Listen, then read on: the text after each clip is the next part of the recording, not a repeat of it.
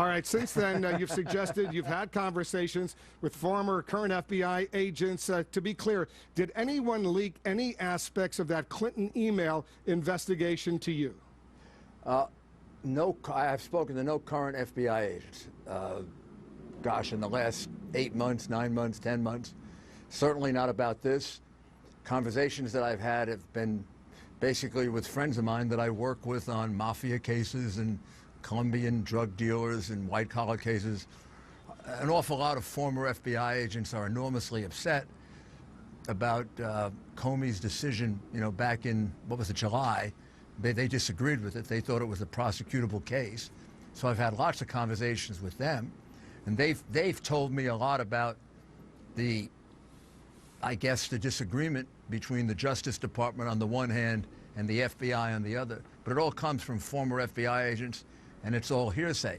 And in that particular situation, I was actually talking about the advertising campaign that you were referencing earlier that I knew was going to come as a big surprise. And there were about 4 different formulations of it at that point that we had in mind, and I didn't know which one we were going to use, but I knew one was going to be a big surprise. I wasn't referring to any possible information about emails or that sort of thing. Because in this letter that has just come out from 2 Democratic ranking members of respective committees, Elijah Cummings and John Conyers, they say, and they refer to an interview you gave this morning. Let me read the first 2 sentences for the letter. This is a letter to information about the FBI's review of Clinton-related emails several days before FBI Director James Comey sent his letter to Congress last Friday about this matter. In fact, Mr. Giuliani went even further and bragged about the information he had obtained, stating, quote, "Did I hear about it? You're darn right I heard about it." So they're saying that you confirmed this morning you got this leaked information before the FBI wrote to Congress about the new review he wanted to undertake. That's not correct. I've had no conversations with anyone inside the FBI. I have heard for the last 4 months a tremendous amount of information about the consternation within the FBI, the fact that FBI agents were very unhappy with the way they were being treated by the Justice Department. That's all true. But none of it came from any current I haven't talked to a current FBI agent, as I told you, in the last, gosh, at least 8 or 10 months. But did you know, Mr. Mayor, that that Comey was about to make this announcement right to Congress about this review? Because in the interview this morning on Fox and Friends, you seemed to say, "Did I hear about it? You're darn right I heard about it." What were you referring to? Well, I was referring to the consternation within the FBI, which, the New York Times has reported on and the Wall Street Journal has reported on. That's what I was referring to. I was referring to the fact that, and this has been going on for about 4 months now, this tremendous anger among, and I got it all from former FBI agents, tremendous anger within the FBI about the way, number one, Jim Comey's conclusion, and number 2, the way they believe they were being obstructed by what they regard as a pretty corrupt Obama Justice Department, cutting off a grand jury investigation, cutting off subpoenas. I actually didn't even get into that detail. I didn't find that out until recently.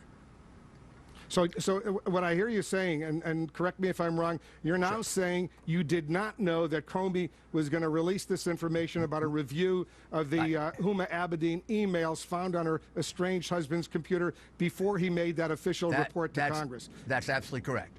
But I did know that you had no information about that. Had no information about that at all. That came as a complete surprise to me, except to the extent that maybe it wasn't as much of a surprise to me because I had been hearing for quite some time that there was a lot of, I don't know how you would describe it, maybe revolution is too strong a word, but a lot of debate and anger within the FBI about the way they were being treated by the Justice Department, and a lot of FBI agents feeling that the Justice Department had been corrupted, particularly with Loretta Lynch's meeting with President Clinton 4 days before the interview, then the report coming out 4 days later. You couldn't possibly have written that report in 4 days. It had to have been written before, and that was over the 4th of July weekend. I've been hearing that all summer and all fall.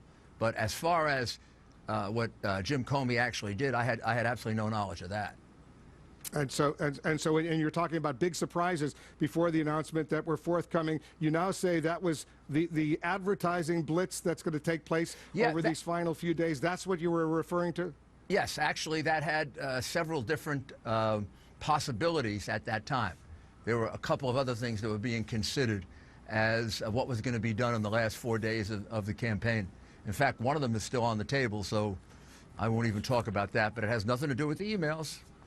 What I was talking about was a push at the end to try to get Donald Trump's message out above the loud noise that's going on and a lot of the clutter that's going on in the campaign. So if the Inspector General of the Department of Justice accepts the recommendation, the request from these two members of Congress to go ahead and investigate leaks that are coming forward, not just what you may or may not have said, but other leaks that are coming forward, will you cooperate with that Inspector General investigation? Yeah, I don't know anything about leaks from the FBI or the Justice Department. I haven't talked to anybody in the FBI or Justice Department. Are you upset about leaks coming from the FBI? You're a former U.S. attorney. I will not, like the people around Hillary Clinton, take the Fifth Amendment or ask for immunity, or I have no worry about being incriminated like the people around Hillary Clinton. She seems to be surrounded by, gosh almighty, looks like about 8 or 10 people have either gotten immunity or taken the Fifth Amendment, and I mean, it's actually disgraceful that you would be surrounded by so many people doing that. In my case, it's real simple. I've talked to no FBI agent. I've talked to no Justice Department official. I have no idea about who's leaking information. What I do know from former FBI agents is that we have a very angry FBI because they feel that the Justice Department of Barack Obama has been corrupted by the way in which Loretta Lynch handled this case. She recused herself from this case, remember, and now she's reinserted herself into it. Recusal from a case, Wolf, means you take yourself out of it and you turn it over to your subordinate. So she keeps coming into it, she keeps coming out of it. The FBI tried to get, and this I get from public sources, the FBI tried to get a grand jury impaneled, and they were stopped by the Justice Department. And I have my own view of these allegations going back 6 or 7 months. I think it is clear that Hillary Clinton committed a multitude of federal crimes that are fairly Very quickly, I want to move. Let me finish my sentence. Other stuff, Mayor. I know you don't want to hear this, but that are fairly easily prosecutable. Much easier than cases that I've prosecuted over the years. What do you mean by public sources? Many newspapers. There was an article. There was an article. Several articles. I don't know if it's true, but there were several articles that said that the FBI went and tried to get a grand jury impaneled back in February on the Clinton Foundation and was blocked from doing it. But let me ask you a question, Mayor. If you don't know it's true, why are you suggesting it? Why are you going on national television talking about these issues if you don't know it's true? Well, I am told this by former FBI agents, and these are people that I work with when I was in government, and I find to be credible people. And I think their conversations, all corroborating each other, must be maybe, you know, at least a handful of them, corroborating each other about the consternation within the FBI. It seemed to me that that was probably true. Also, it's my own analysis. A couple of follow-ups on this. I want to move on to some other stuff, but very quickly, did you get the information from former FBI officials or from the public record from newspapers? Because there is a difference, and you appreciate, as a former U.S. attorney, the difference. Even if former FBI agents are providing sensitive, confidential information, they have a responsibility for the rest of their lives not to do so, right? No, not really. And the information they were providing. When they leave office, don't they sign documents saying they won't release secret information, if you will? They didn't give me any secret information. They just told me there was a big revolt going on. But they're giving you confidential information from inside an investigation. They're telling me that there was a lot of consternation and a lot of anger about the conclusion that Jim Comey reached, which I could understand because I had that same consternation and a disappointment in the conclusion that they reached. They didn't give me any facts. I had no facts, no information, no particular information other than that there was a big dispute going on. And then there were an awful lot of newspaper articles about like I told you, going to the Eastern District of New York to get a grand jury and being told they couldn't have a grand jury, and then seeing a lot of these people involved in the investigation, like John Podesta's lawyer being involved in the investigation at a very, very high level. The lawyer who John Podesta wrote in one of his emails kept him out of jail. I did not get that from the FBI, by the way. I got that from the newspapers.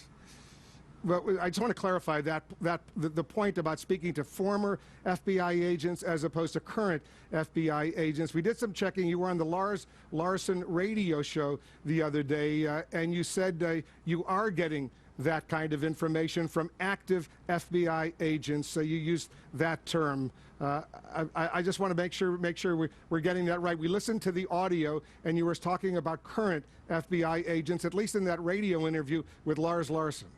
Well, the information I've been getting is from former FBI agents. So you misspoke to Lars Larson?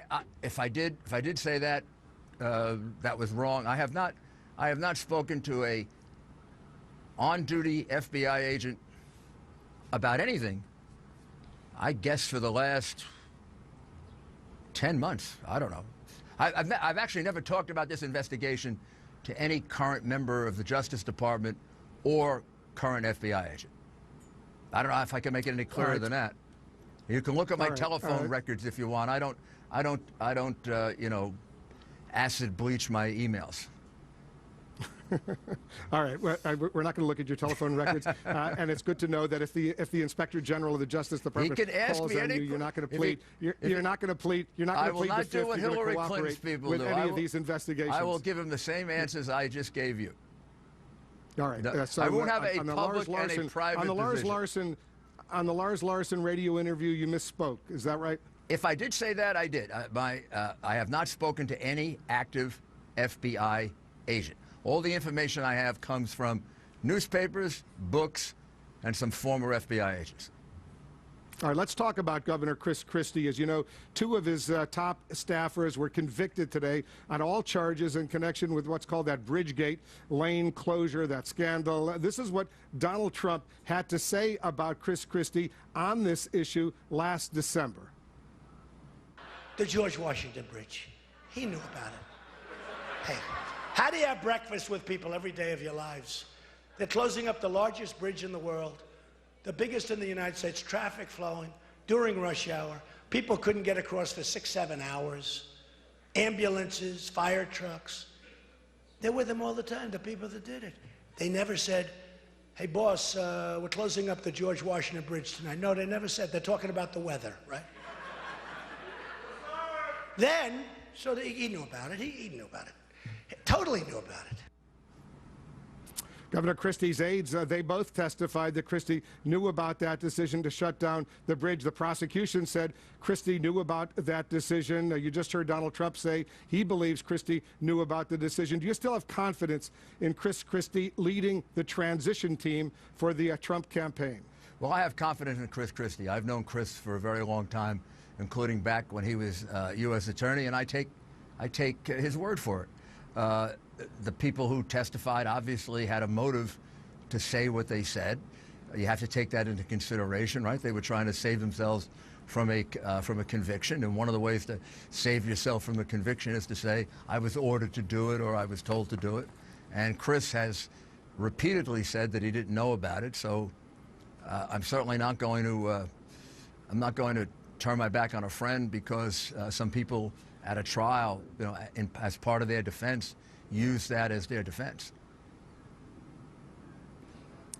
And as far as his role in the campaign right now, he's taken a very low profile. We haven't seen him on television lately. Is he still in charge of the transition team? As far as I know, he is, but I'm not.